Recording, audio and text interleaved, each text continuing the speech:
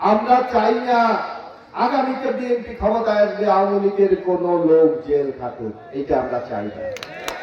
তারা ভুল করেছে, তারা অন্যায় করেছে, তারা অপরাধ করেছে, সেইটা কি আমরা করব? আমরা সেইটা করতে চাই না, বরং আমরা মানুষের জন্য কাজ করতে চাই। তাই অমুক মার্কা ভোট দিলে নাকি বেহেশতের দরজা খুলে আছে, আপনি ঢুকে যাবেন, এরকম কথা বলে না? কি আমাদের মুরব্বীরা বলে না? এখানে নিশ্চয় মাওলানা আছে, কেউ আছেন মাওলানা? কেউ আছেন? একটু জানান তো, কেউ মাওলানা আছেন? ইসলামিক ওই একজন আসলে দাঁড়াইছে। আমাদের যারা আমরা মুসলমান, আমাদের মুসলমানদের আল্লাহর যে নির্দেশ রয়েছে, রাসূলের বাণী রয়েছে এবং আমাদের পথ নির্দেশের জন্য কোরআন হাদিস রয়েছে। 4 গুণ শক্তিশালী এনজাইম ও অধিক ফেনা সমৃদ্ধ অরিক সিলভার ওয়াশ মাত্র 70 টাকায়। এর কোথাও কোন মার্কায় ভোট দিলে বেহেশতে যাবে, এর কোন প্রমাণ আমাদের ধর্মগ্রন্থে নাই, হাদিসে নাই। কি আছে?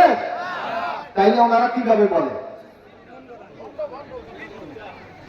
আজকে বড় আমি একটা মাহফিল শুনছিলাম, বলছে ভোট দিলে ইসলাম নাকি পাবে।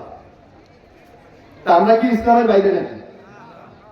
এই চরমানারা জামাত ইসলামরা বলে ইসলাম পাবে, তা আমি মুসলমান না, আপনি মুসলমান না, তাহলে ইসলাম পাবে মানে কি? অর্থাৎ মানুষকে বিভ্রান্ত, ওনারা মনে করে ওনারাই মুসলমান আর আমরা কেউ মুসলমানের মধ্যে করি। এই ধরনের বিভ্রান্ত করে আপনাদের কাছে ভোট নিতে চায়, এইটাতে আপনারা বিভ্রান্ত হবেন না। আমাদের নেতা মুস্তাফিজুর রহমান এখন গেছেন ওইদিকে, ঠিক আছে? তো ওনাকে উনি এখন আমি শুনি বিভিন্ন জায়গায় নাকি উনি বক্তৃতা দেয়, বলে বিএনপি সন্ত্রাসী দল। তো উনি উপজেলা চেয়ারম্যান হয়েছে কোন দল থেকে? কোন দল থেকে হয়েছে একটু জিজ্ঞেস করেন তো। তাই একবার না দুইবার, কারা তার বানাইছে? তখন বিএনপি সন্ত্রাসী ছিল না? উনি যখন এই যে আওয়ামী লীগের আমলে আরামে আমার বাসা 15 বার কলাবার আক্রমণ করতে ভাঙছে, উনি তো উপজেলা চেয়ারম্যান ছিলেন, বিএনপির মজাটা উনি খাইছে। ওনার বাসা তো একটু দূরের কথা, একটা মিষ্টিও তো কেউ মারে না, কি মারছে? অর্থাৎ উনি আতাত করে চলছে। তখন বিএনপি ছেড়ে নাই, ওনার দরকার ছিল উপজেলা চেয়ারম্যান। বিএনপি ছেলেরা যে মামলা খেয়েছে, মুজিবুর রহমান সহ অসংখ্য মামলা খেয়েছে, জেলে গিয়েছে, কলাপাড়া ছেড়ে গিয়েছে, তখন ওনার কোনো মায়া ছিল না। দেখবেন এই যে আগামীতে ভোট হবে না বাংলাদেশে, আপনাদের চাকামাইয়া যে ভোট হবে প্রায় 15,000 ভোট, 17,000 ভোট, এর মধ্যে কিন্তু অর্ধেক কিন্তু আমাদের মা বোন না। এই অর্ধেক মহিলাদেরকে, নারীদেরকে বাইরে রেখে একটা সমাজের কি উন্নয়ন সম্ভব? যার জন্য আমাদের নেত্রী বেগম খালেদা জিয়া দেখবেন এই নারীদেরকে শিক্ষিত করার জন্য উনি মেয়েদের শিক্ষাকে ফ্রি করে দিয়েছিলেন। স্কুলে গেলে কি আপনাদের মেয়েদের বেতন দিতে হয়?